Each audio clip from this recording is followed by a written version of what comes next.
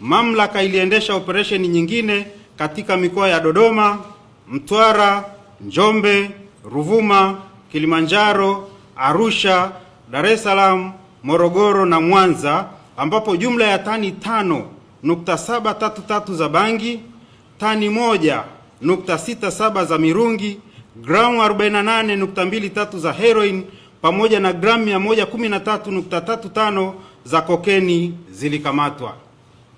Aidha, ekari 38.5 za mashamba ya bangi ziliteketezwa na magari 4 pamoja na pikipiki 14 zilizohusishwa na biashara hiyo haramu zilikamatwa, ambapo watuhumiwa 84 wanashikiliwa.